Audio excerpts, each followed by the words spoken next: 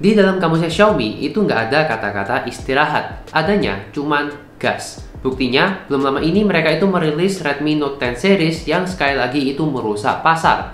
Bayangin aja, si Redmi Note 10 Pro Max itu punya kamera 108 megapiksel, bodi kaca, layar AMOLED plus 120 Hz, stereo speaker, Snapdragon 732G, baterai 5020 mAh plus charger 33 watt, dan harganya di India sana cuman Rp19.000 atau setara dengan Rp3.759.000 untuk varian RAM 6GB dengan internal 128. Ini sih bener-bener racun banget ya kalau dilihat dari speknya. Jadi kalau misalnya udah masuk resmi ke Indonesia, ya saya pun akan tertarik untuk membahasnya lebih lanjut.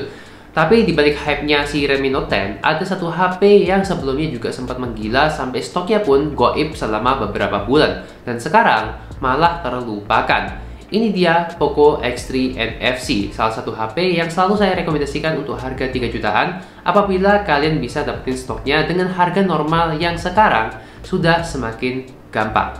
Jadi di video kali ini kita akan kembali revisit si Poco X3 NFC untuk mencari tahu apakah Poco X3 NFC ini masih layak untuk kalian beli di tahun 2021.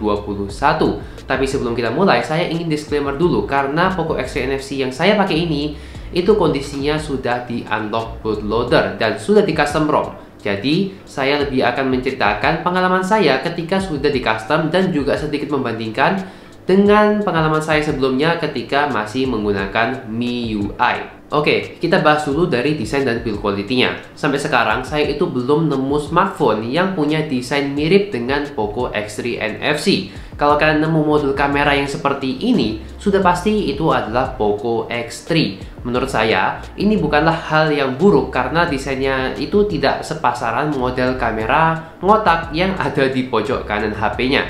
Sejak awal beli, saya udah lindungin HP ini dengan skin extra coat plus casing karena bodi plastiknya ini tipis ya dan juga glossy, jadi bakal lebih gampang kotor dan juga tergores. Untuk sisi bawahnya ini ada jack audio, mikrofon, port USB-C, dan juga speaker. Untuk sebelah kanan ada tombol volume dan juga power yang juga berfungsi sebagai sensor fingerprint.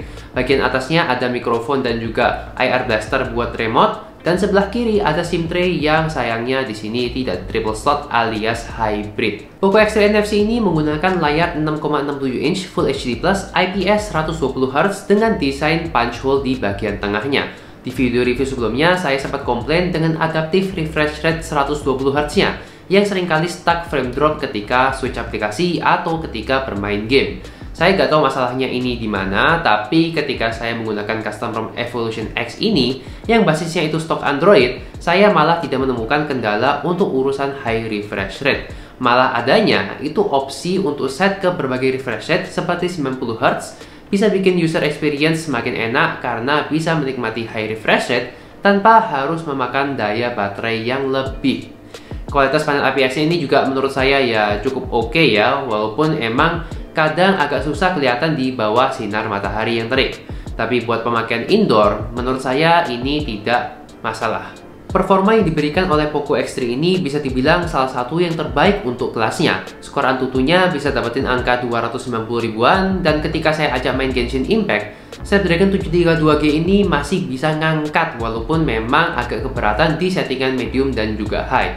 Jadi saya rekomendasikan untuk set di low settings aja. Dipakai buat main game yang support 120Hz pun ya enak, dan seperti yang sudah saya sebutin tadi, tidak ada frame drop yang signifikan ketika saya pakai custom ROM. Buat browsing dan juga scrolling sosmed ini juga berasa smooth, apalagi manajemen RAM-nya ini juga nggak berat-berat amat karena dia sudah menggunakan stok Android. Kamera di Poco X3 ini menurut saya udah cukup oke, apalagi ketika kita tambahin dengan Gcam. Wah, itu tambah oke lagi pokoknya. Di custom ROM Evolution X ini, aplikasi kamera bawaannya ini adalah Camera Go, tapi saya itu lebih prefer untuk install versi Gcam terbaru dari BSG. Linknya nanti akan saya taruh di deskripsi di bawah. Dan untuk foto-fotonya, kalian bisa lihat hasilnya sebagai berikut.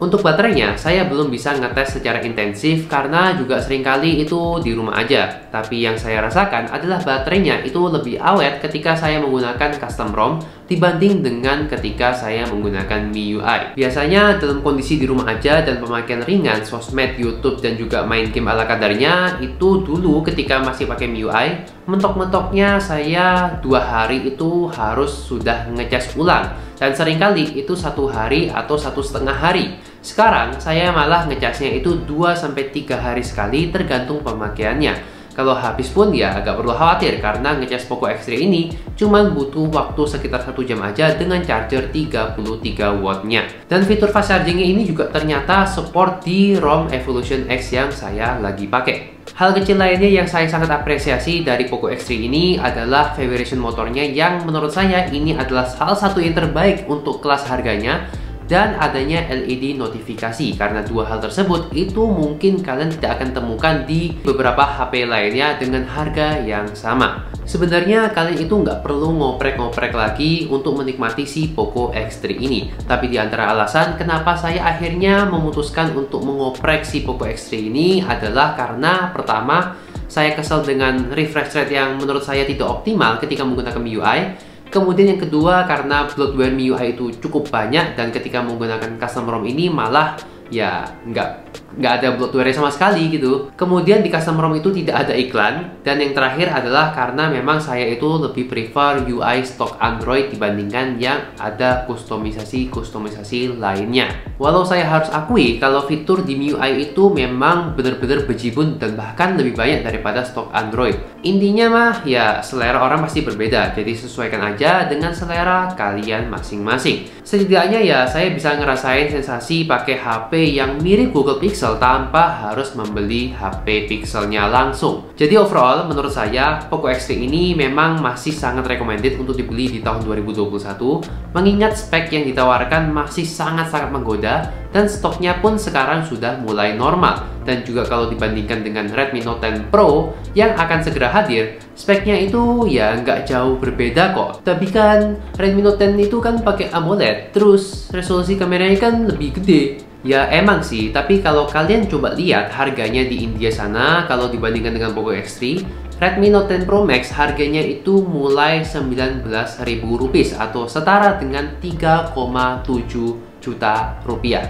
Sedangkan Poco X3 itu di sana Rp15.000 atau setara dengan 3 juta rupiah, sama seperti di Indonesia.